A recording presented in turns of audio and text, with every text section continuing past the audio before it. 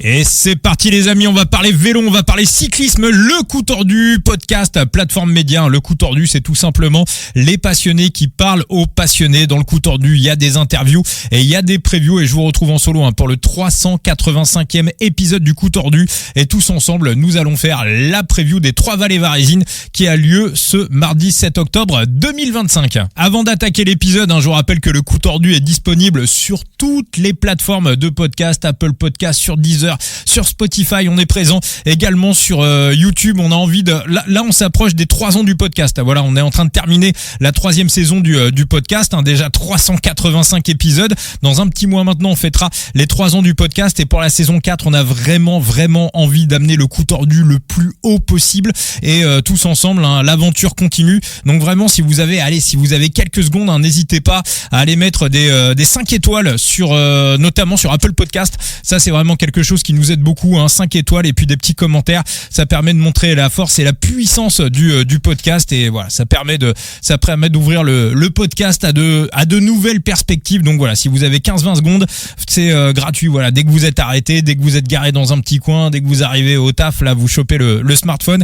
5 étoiles sur Apple Podcast, bien évidemment si vous aimez le podcast. Mais enfin bon, je pense que si vous êtes là, c'est qu'il y a une bonne raison. Et puis donc le coup tordu sur toutes les plateformes de podcast et puis sur YouTube également, si vous avez envie d'avoir les épisodes en exclusivité, parce que sur YouTube les épisodes arrivent quelques minutes avant les plateformes de podcast. Vous allez sur YouTube, vous mettez la petite cloche et puis comme ça, quasiment instantanément, dès qu'un épisode est lancé, vous l'aurez tout de suite sur YouTube avant les plateformes de podcast. Je vous annonce la suite du programme parce que la saison touche à sa fin. On a encore quelques jours de course et puis après on va basculer sur la période des interviews. Donc là c'est la preview, on va faire la preview et les pronos des Trois Vallées Varésines. Donc là, au moment où j'enregistre, on est le lundi 6 octobre. Donc ce mercredi 8 octobre, vous aurez un podcast pour Grande Piemonte.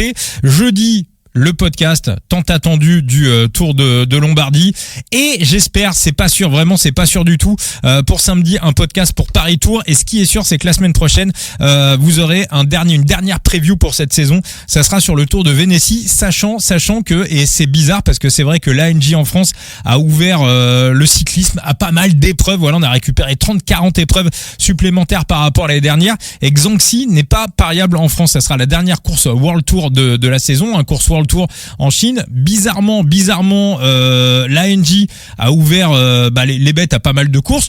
On peut les féliciter pour ça. Quand on n'est pas content et qu'ils servent à rien, on le dit. Quand ils servent à quelque chose, on le dit aussi. Donc ça, c'est véritablement bien d'avoir pu ouvrir l'offre cyclisme en France. En revanche, il y a une épreuve World Tour qui manque, c'est le Tour de Xanxi. Et j'en profite bien évidemment pour faire mon petit message de prévention habituel. Jouer avec excès comporte des risques. Le coup tordu est avant tout un podcast de cyclisme avant d'être un podcast de betting.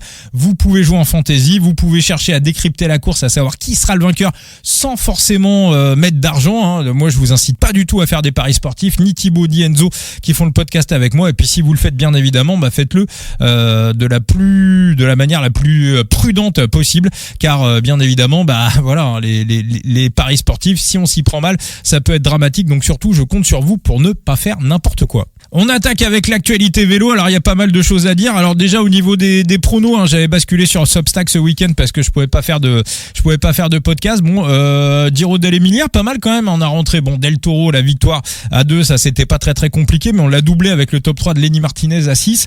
Donc ça nous a fait un bon petit samedi et un week-end assez correct, même si on n'a pas rentré le top 3 de Skelmose que j'avais donné sur les réseaux sociaux pour le championnat d'Europe. Ça fait quand même un week-end plutôt sympathique. Et donc, dans les actualités du jour, dans les actualités vélo depuis le dernier podcast, alors faut quand même qu'on revienne sur quelque chose. Kian Uchtbrooks à la Movistar. Je répète, Kian Uchtbrooks à la Movistar. Je vous jure, le matin quand je me suis levé, j'avais un peu la tête dans le derche. Voilà, je vais pisser avant d'aller prendre mon café, j'allume le smartphone et je vois Kian Uchtbrooks à la Movistar. Je me dis, oh putain, les mecs sur Twitter, sur X, ils sont vraiment trop cons, ils font des blagues. Et je vous assure que mon cerveau évacue l'information tellement, mais je vous jure c'est vrai, tellement j'ai cru à une blague. Et puis derrière, la journée se déroule tranquillement. Et puis dans l'après-midi, je retourne sur les réseaux sociaux. On a un petit groupe privé avec Thibaut et Enzo, tous les trois, sur X, sur Twitter. Et puis je vois Enzo, il dit, oh putain, quand même, Kian à la Movistar. Je dis, mais putain, mais en fait, le truc est vrai, quoi. Alors là, incompréhensible. Pour moi, incompréhensible. Alors, on va essayer quand même un petit peu de sortir des blagues et analyser la chose de manière factuelle. Movistar, c'est la plus vieille structure du peloton mondial. Ils sont dans le cyclisme depuis les années 80. Ça a été Renault, ça a été la Caisse d'Épargne, ça a été Banesto.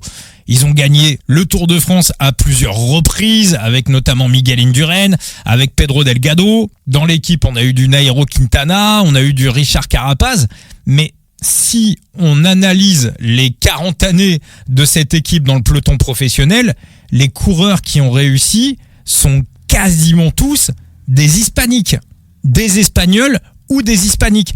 Quasiment tous. Le dernier exemple en date, bon, Rémi Cavagna n'y allait pas pour gagner un grand tour, mais Rémi Cavagna, ça s'est extrêmement mal passé. J'ai trouvé un seul exemple d'un coureur non hispanique qui a réussi dans cette structure. Manière 2, c'est Alex Zouleux. Alex Zouleux, le Suisse. Et même si on regarde sa carrière et son Pro Cycling Stat, alors il fait une 2e place du Tour de France dans cette structure, mais en 1999, sachant que le vainqueur en plus a été déchu, mais Alex Zouleux, ses grandes heures, il les a plutôt eues à la Once entre 1991 et 1997.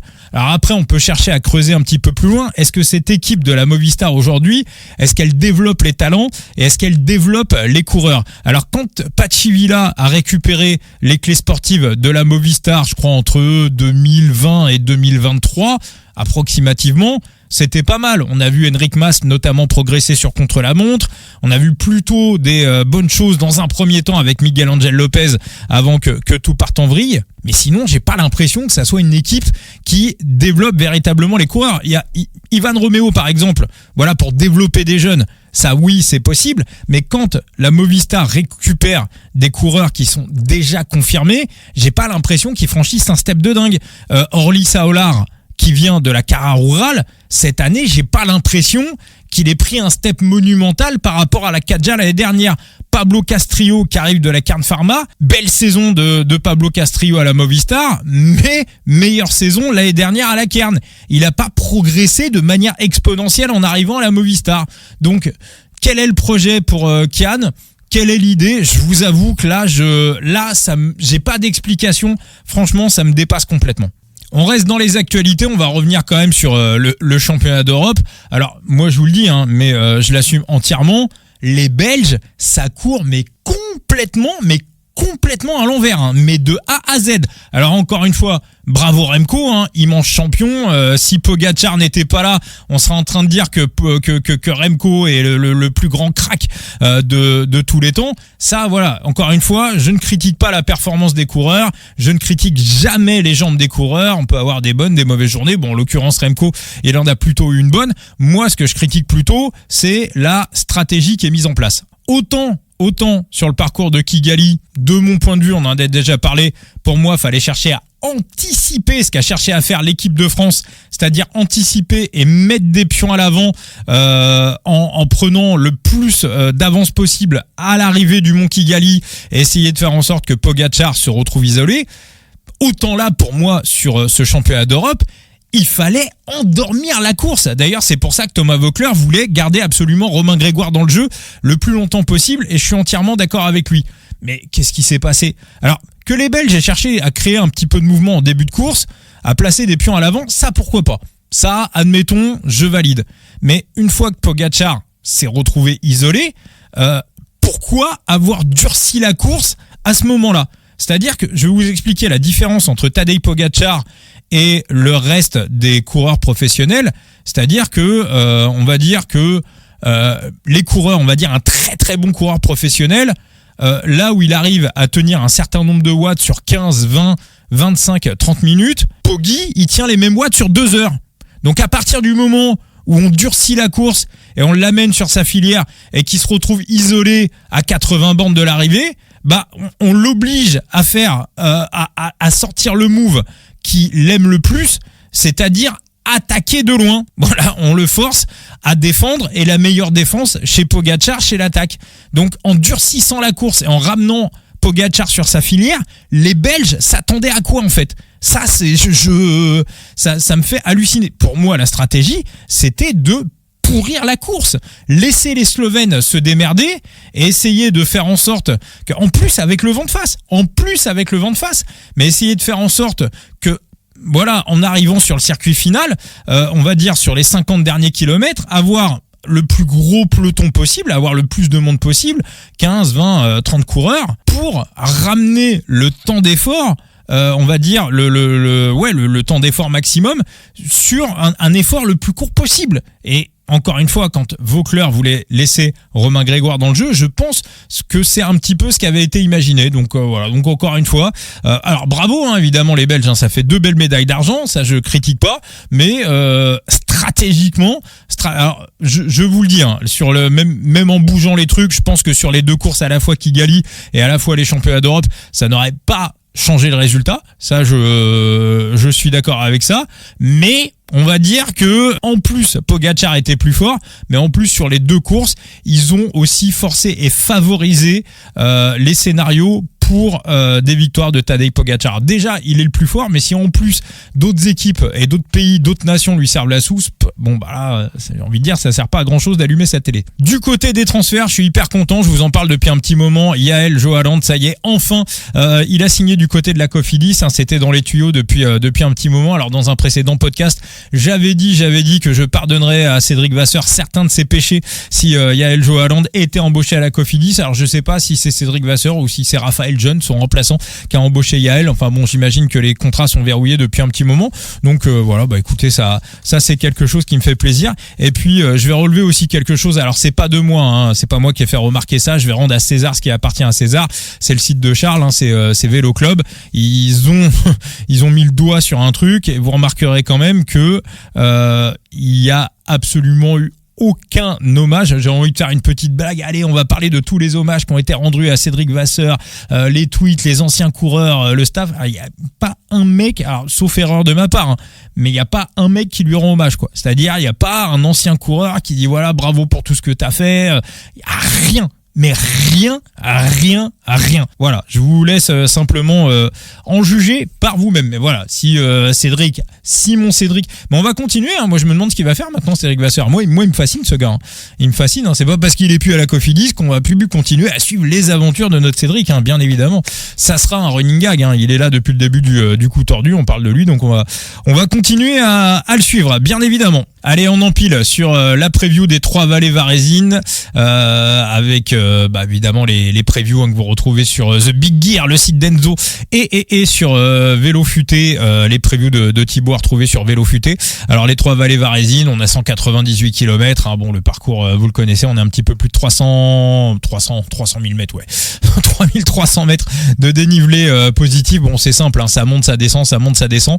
Voilà une ascension, l'ascension du Montello, que les coureurs vont effectuer à plusieurs reprises, qui est pas on va dire qui est pas une ascension ultra méga dure. On n'est pas sur d'énormes pourcentages, c'est une ascension qui se monte plutôt grand plateau. Mais c'est surtout la répétitivité en fait et le fait qu'on ait quasiment, on va dire, aucun temps de répit, c'est ça qui rend la course véritablement extrêmement compliquée. Donc on se rappelle tous de ce qui s'est passé l'an dernier avec la pluie qui a interrompu la course, de fortes pluies, des pluies diluviennes, et la course s'était arrêtée. C'est les coureurs d'ailleurs qui avaient demandé à arrêter la course, et Tadej Pogačar avait promis à l'organisateur qu'il reviendrait, et donc Tadej Pogačar honore sa parole et revient sur cette course. Alors avant d'arriver sur le circuit final, à noter plutôt vent d'eau, donc sur les premiers kilomètres, avant encore une fois d'arriver sur la partie finale, on a cette fameuse côte de Montello, la côte l'ascension décisive. Donc voilà, ce qui va plutôt, alors vent d'eau qui est pas non plus abyssal, mais ce qui va plutôt durcir la course en amont. Alors du côté de la start list, l'immense favori bien évidemment c'est Poggi, c'est Tadej Pogačar. Du côté des UE, on vient encore avec une équipe d'Avengers, Alexandro Covi, Del Toro, Rafa Majka, Langen, Pablo Torres et Damen Novak. Intéressant également, alors je sais pas à quel moment vous allez avoir le podcast, mais les books ont coté Tom Pidcock, 3e favori de la course. Le favori c'est Tadej Pogačar et le 2e favori c'est Isaac Del Toro. Le 3e favori c'est Tom Pidcock. Tom Pidcock n'est pas sur la start list. C'est Joseph Pidcock, son frère, qui est sur la start list. Donc ne confondez pas. Voilà, allez pas faire un misclick. entre vous trompez pas de Pidcock, hein, parce que Joseph Pidcock, lui je vous le dis, sauf erreur de ma part bien évidemment ou sauf surprise, il fera pas top 10. Donc on arrive avec une équipe UAE qui est ultra méga forte. Derrière, j'ai envie de dire, l'équipe de la Bahreïn aussi est pas mal avec le trio Tiberi, Eulalio et Lenny Martinez. On a du Caruso, Torsten Strahen, donc c'est assez solide du côté de la Bahreïn. Et puis pour moi les troisièmes larrons, les IF. Alors les décathlons sont aussi pas mal, avec notamment Paul Lapera qui trouve, je pense, un circuit à sa mesure, et les IF avec Benili qui logiquement devrait être très performant sur ce type de parcours. On l'a vu avec la 3e place au championnat du monde, il était très très en forme. Et bien évidemment, je vous ai pas parlé de la Red Bull Bora aussi à rajouter dans l'équation. On a Roglic, Pellizzari, on a Hindley, Tratnik, Vlasov, Van Gils. Donc on arrive également avec une très très belle équipe. Alors quel scénario pour cette course? Bon, ça va jouer à la pédale bien évidemment, sur ce type de parcours où ça monte et ça descend. Il n'y a pas véritablement de stratégie, hein, c'est le plus fort qui va gagner. Maintenant le truc, quand vous regardez les cotations, vous allez voir Tadej Pogačar à 1,60, et c'est vrai que si on prend la course en elle-même, on peut se dire que Pogačar à 1,60, en réalité ça vaut du 1,05 ou ça vaut limite du 1,10. Bon, 1,60, on peut se dire c'est value. Maintenant, quelle est la réflexion des bookmakers, qui est aussi ma réflexion? Est-ce que Tadej Pogačar ne va pas chercher à faire croquer Isaac Del Toro? Ça, c'est la possibilité, sachant qu'Isaac Del Toro, il a gagné sur le Giro dell'Emilia, il peut encore gagner sur Grande Piemonte après-demain. Donc Isaac Del Toro, il mange aussi très très bien. Donc ça peut être aussi un petit peu, on va dire, une sorte on va dire une sorte d'entente entre les deux, où Poggi ferait croquer Del Toro sur les 3 vallées varésines, et bien évidemment Del Toro se mettrait all-in et se sacrifierait totalement sur le Tour de Lombardie pour Tadej, même si, encore une fois, a-t-il besoin de ça, je ne sais pas. Alors dans la réflexion, on pourrait imaginer un pot de départ pour Rafa Majka, parce que du grand Rafa Majka, pourquoi pas. Maintenant, je ne pense pas que Rafa Majka ait le niveau pour résister à un Lenny Martinez, pour résister à un Benili, voire à un Primož Roglic, qui est pas non plus complètement pourri, sur le Giro dell'Emilia, il fait quand même 5e, le vieux tonton, donc il est pas non plus à la rue. Puis il faut se méfier, des mecs comme Van Gils, qui était pas complètement naze, même s'il a abandonné les championnats d'Europe, on l'a vu à l'avant pendant un petit temps. Donc je pense, on a du Oscar Only également dans l'histoire, donc Ben Tullet et Kanuk Brooks, qui vont très très bien également pour la Visma. Donc il y a deux scénarios si vous voulez. Un scénario où ça va être assez, il va y avoir Pogačar contre le reste du monde.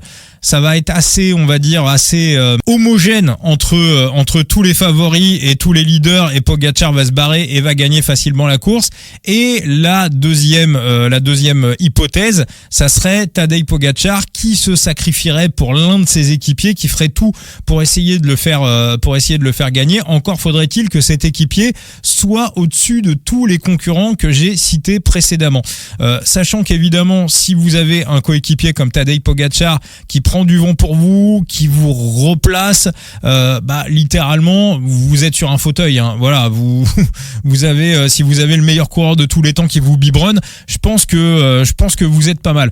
Pour moi, sur le Giro dell'Emilia, Isaac Del Toro, alors attention, il était très bien, il gagne le Giro dell'Emilia évidemment. Par contre, sur le Giro dell'Emilia, il a usé une cartouche, et une seule cartouche, à l'inverse par exemple d'un Lenny Martinez qui fait 3e, qu'on a vu au four et au moulin, on va dire, à partir de 25-30 km de l'arrivée. Lenny, c'est un petit peu lui qui a contrôlé la course, qui a répondu un petit peu à toutes les attaques. Del Toro est vraiment resté bien au chaud, il a couru très intelligemment sur ce Giro dell'Emilia, et il est sorti à 1,3 km de l'arrivée pour aller chercher Pidcock qui était parti à l'avant. Il a couru au cordeau. Voilà, il a couru au cordeau. Maintenant, de retour de Kigali, je sais pas si Isaac Del Toro aurait pu envoyer plusieurs cartouches. En tout cas, il l'a très bien joué et il a gagné, je vais pas vous dire facilement, mais il a gagné logiquement la course. Moi, si vous voulez, je pense que on va aller sur des mathématiques, parce que pour gagner sur les paris sportifs, faut pas faire du prédictoire, faut pas être un devin, faut pas être un voyant. Qu'est-ce qui va se passer? Est-ce que Pogačar va vouloir la croquer? S'il veut la croquer, il la croque. Est-ce qu'il va vouloir faire croquer Isaac Del Toro? Je suis pas dans leur tête, mais pour moi, si vous voulez, c'est 50-50. Pour moi, c'est un des deux qui va gagner la course. Allez, on va dire 50% Pogačar, 40% Del Toro, et je laisse à peu près 10% aux autres coureurs, on va dire Pogačar qui ferait la course pour Del Toro et Del Toro qui se croque un petit peu à l'arrivée, sachant que l'ascension finale, la côte dont je vous ai parlé, cette fameuse ascension de Montello, elle est parfaite pour les qualités d'Isaac Del Toro.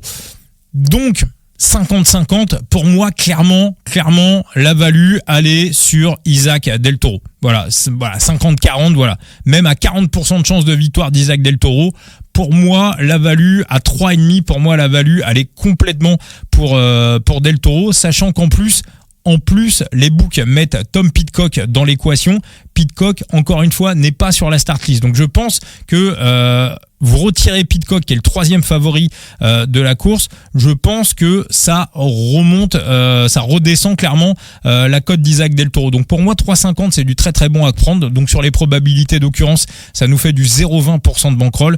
Donc 3,5 pour la victoire d'Isaac Del Toro sur ces 3 vallées varésines. Au niveau des top 3, j'ai pas forcément de top 3 parce que après, est-ce que Poggi va vouloir aller jouer je pense qu'en principe, Poggi finit 2e.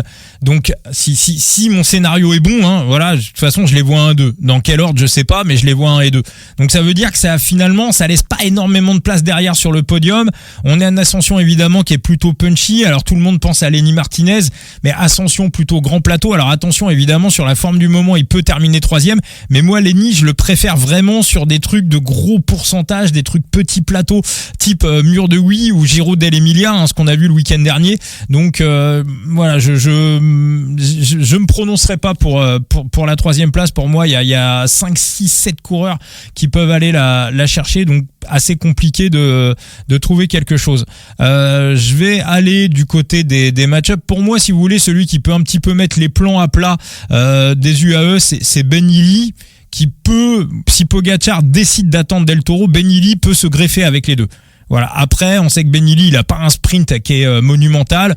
Donc, je pense que si on a un sprint à 3 entre Del Toro, Pogačar et Illy, avec Pogačar qui ferait le lead-out pour Del Toro, pour moi, au sprint, il n'y a aucun problème. Sprint en ascension, je pense que matin, midi et soir, Del Toro poutre Ben Illy. J'ai absolument, d'autant plus qu'on a un mini replat avant l'arrivée. Donc, Ben Illy, son sprint, il le reconnaît lui-même. Même en côte, son sprint est pas bon. On l'a vu sur le Tour de France. Bon, après, c'était autre chose. C'était le Ventoux, ça n'a rien à voir. Donc, voilà, je suis assez serein là-dessus. Mais ouais, s'il y avait peut-être un 3e larron à aller chercher, ça serait peut-être Ben Illy. Mais bon, voilà, encore une fois, je mettrai pas non plus ma bankroll sur cette histoire-là. Je prendrai pas de match-up, mais je vais quand même aller faire un petit tour pour vous dire s'il y a des choses sympathiques à prendre ou pas. Écoutez, franchement, voilà, je suis en train de faire le petit tour. Honnêtement, je trouve que c'est quand même assez bien coté.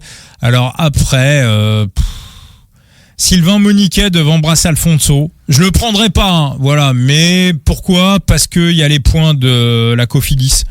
Il y a les points de la Cofidis pour le maintien, évidemment. Il y a encore une mini chance de se maintenir pour la Cof. Donc Moniquet à 2,25. Mais franchement, voilà, c'est vraiment tiré par les veuches. Donc j'irai pas. Un petit mot également de Binche, Chimay Binche, donc classique belge, alors qui est pas pariable en France, qui a lieu ce mardi. Je vais vous donner un petit avis. Donc vent d'eau, 3 quarts d'eau, pas très très fort, mais on va dire sur les parties décisives. Arnaud Delis, le tenant du titre, est malade. Moi, dans l'histoire, il y a un coureur que j'aime bien. Alors j'ai pas regardé les cotations, je vais les regarder juste après sur le Bookref. J'imagine qu'on doit avoir du Corbin Strong dans les favoris. Bon, Philipsen, je pense qu'il doit être favori. C'est peut-être un poil dur pour Jasper Philipsen, même si bien évidemment il peut le gagner. Du côté des UAE, sur une course qui serait décantée de loin, ils peuvent tenter de le décaler, de décanter de loin. On a du Florian Vermersch, mais je pense, à mon avis, sans regarder les cotes, je pense que Corbin Strong doit être parmi les 3 favoris. Corbin Strong, il est tombé sur le Super 8. Moi, c'est un de ses équipiers qui m'intéresse sur ce type de course. C'est plutôt Riley Sheehan, parce que Riley Sheehan, il est très en forme. Il fait 23 à Montréal sur un parcours qui est pas du tout taillé pour lui. Grand Prix de Wallonie, il termine 11e. Alors que je pense que au départ, il n'était pas forcément le leader de l'équipe. Et sur le Super 8, c'était Corbin Strong qui était censé être favori et il termine 10e. On sait que Riley Shand, c'est aussi une période de l'année dans laquelle il a souvent des pics de forme. Il termine très très bien ses saisons. D'ailleurs, au passage, je pense que vous avez vu passer l'info, mais Israël va changer de nom la saison prochaine et Sylvan Adams, donc qui était le patron d'Israël Premier Tech, voilà, visiblement sortirait de l'équation.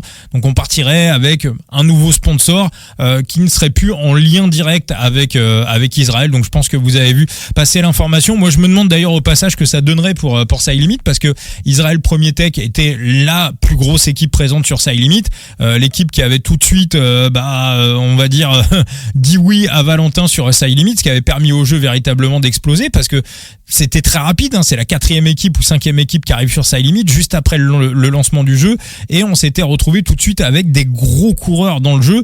Valentin nous l'avait raconté, il n'avait pas imaginé que ça arriverait si rapidement. Donc si c'est une nouvelle structure avec des nouveaux dirigeants, j'espère, et en plus Israël Premier Tech qui monte en World Tour va être la première équipe World Tour de l'histoire de Side Limit. Donc voilà, ça peut être intéressant. On a bien évidemment Bini Girmay qui est dans les tuyaux, qui doit arriver là-bas chez donc la nouvelle structure d'Israël Premier Tech en 2026. Bien évidemment, après Hirschi et après Alaphilippe, ça ferait une nouvelle superstar du cyclisme qui arriverait dans le jeu, à savoir Binyam Girmay, le maillot vert du Tour de France 2024, ce qui n'est pas rien bien évidemment.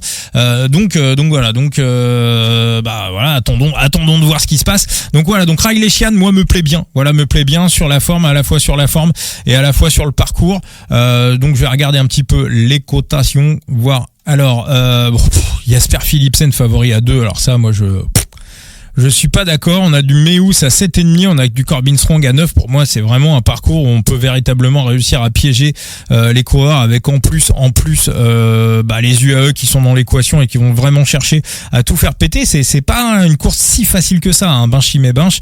Et Riley Shand à 26. Voilà 26. Bon. Voilà, si c'était pariable en France, j'aurais mis une petite croquette sur Riley Shand à 26 et sur son top 3. Bon, malheureusement, je peux pas le faire. Donc ça sera pas, mais voilà, je pense que ce sera on va dire un des coureurs que je mettrai en avant sur Side Limit. Puisqu'on parle de Side Limit, je vous avais promis également un tirage au sort pour vous offrir une reward dès qu'on arriverait à 195 parrainages sur Side Limit, en passant par notre code de parrainage coup tordu 0 avec le chiffre 0. Donc pour l'instant, le compteur est bloqué à 193.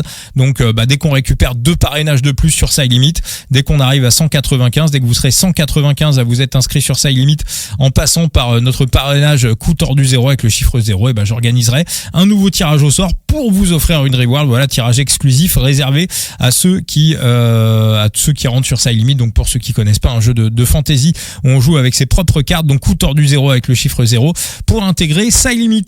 Merci à tous pour cet épisode du coup tordu, et donc on se retrouvera ce mercredi 8 octobre dans la soirée pour la preview du Grand Piémontais. Je vous rappelle que le coup tordu est présent sur tous les réseaux sociaux, TikTok, Facebook, Instagram et X, Twitter. Allez, ciao les amis.